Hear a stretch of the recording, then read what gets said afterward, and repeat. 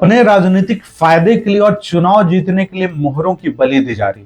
साथियों, मैं बात कर रहा हूं मोकामा विधानसभा क्षेत्र जो आज रण क्षेत्र में बदल चुका है।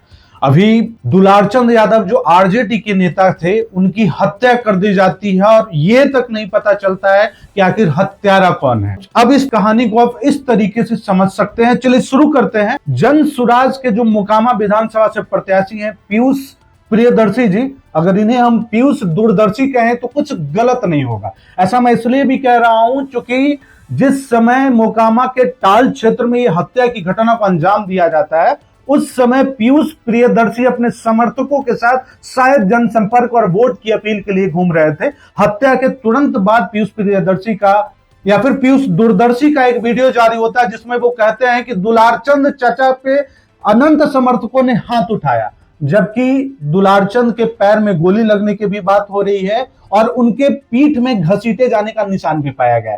यानी स्थिति कुछ भी स्पष्ट नहीं है। अब आप ये समझ लीजिए कि पीयूष दूरदर्शी को मैं इसलिए भी दूरदर्शी कह रहा हूं क्योंकि शायद इन्हें सब कुछ पता था कि दुलारचंद चचा की हत्या होने वाली है। और अब ये देखिए कि पीयूष दूरदर्शी कम से कम सैकड़ों समर्थकों के साथ तो जरूर निकले होंगे जनसंपर्क के लिए, क्योंकि पीयूष दूरदर्शी ने कहा कि वो टाल का जो क्षेत्र है वो उनका एरिया है, उनका क्षेत्र है। उनके क्षेत्र में अनंत समर्थक घुस करके उनके चचा की हत्या कर देते हैं और पीयूष दूरदर्शी के सैकड़ों समर्थकों में से किसी के पास एक फोन तक नहीं था जो उसका वीडियो बनाया जा सके। साथियों, अगर वीडियो बनता तो आज हत्यारे की शिनाख्त होती और शायद जो हत्यारा होता वो जेल के पीछे होता। मैं ये कह रहा हूं साथियों, मैं किसी की हत्या का समर्थन नहीं करता हूं।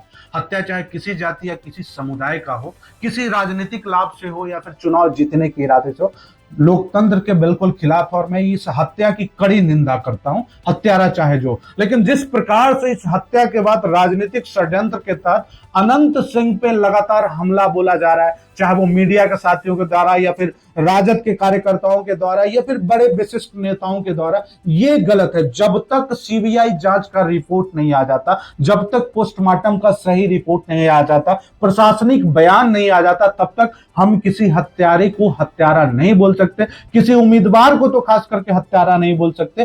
ठीक है, ये अलग बात है कि आनंद सिंह को अब तक लोग बाहुबली मानते आए हैं या उनपे गलत या सही तरीके से हत्याओं का आरोप है, लेकिन एक और हत्या का आरोप सिर्फ इसलिए लगा दिया जाए क्योंकि अनंत सिंह पूरी मजबूती से चुनाव क्षेत्र में उतर चुका। ये तो गलत है, ये राजनीतिक षड्यंत्र है और अनंत सिंह को मोकामा विधानसभा क्षेत्र में हराने की एक साजिश है। अनंत सिंह को पुनः बदनाम करके सलाखों के पीछे भेजने की एक साजिश हो सकती है। अब ऐसे समझिएगा कि या तो जिस समय हत्या होने वाली थी, पीयूष दूरदर्शी ने अपने सारे सैकड़ों समर्थकों के फोन जब्त करवा लिए होंगे ताकि कोई इसका वीडियो नहीं बना पाए, तभी तो हत्या के समय का कोई वीडियो नहीं है, चाहे वो गोली चलने की बात हो या दुलारचंद के ऊपर गाड़ी चढ़ने की बात हो, ऐसा कोई भी वीडियो पाया नहीं गया। हाँ, दुलारचंद दौड़ते हुए ढेला फेंक रहे, पत्थर फेंक रहे अनंत के समर्थकों पे, इसका वीडियो जरूर जारी हुआ है। यानी वो वीडियो कहीं ना कहीं पीयूष प्रियदर्शी के समर्थकों ने बनाया होगा। लेकिन ऐसी कौन सी मजबूरी हो गई कि हत्या के समय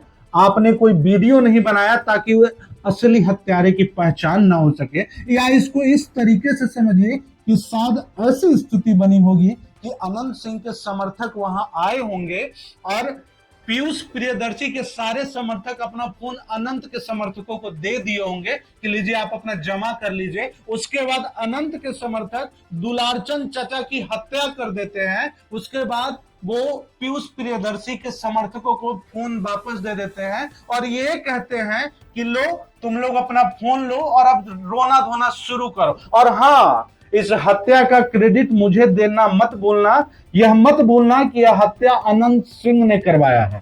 ऐसी स्थिति बनी होगी।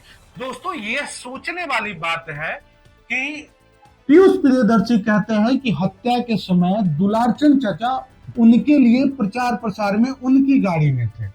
अब उनकी गाड़ी पे हमला हुआ या नहीं ये तो अलग बात है, लेकिन दुलारचंद चाचा के ऊपर हमला हुआ, गोली लगी, हाथ चला, पीठ में घसीटे जाने की निशान है, उनके ऊपर गाड़ी तक चढ़ी। लेकिन ये बड़ा इत्तेफाक है कि जन स्वराज के जो पढ़े लिखे उम्मीदवार जिनको प्रशांत किशोर ने नेता बनने के लिए भेजा था, विधायक बनने के लिए भेजा था, उनको एक हरेफ तक नहीं लगा, उनको एक चोट तक नहीं लगा, उनके ऊपर एक हाथ तक नहीं चला, और ना ही उन्होंने अपने वीडियो में बयान ऐसा दिया है कि पीयूष प्रियदर्शी के ऊपर भी कोई आंच आई है, उनका एक तिनका भी नहीं हिला है। ये बड़ा चिंतन का विषय है कि आपकी ही गाड़ी में आपके चचा की हत्या कर दी जाती है और आपके ऊपर एक हाथ तक नहीं उछलता है।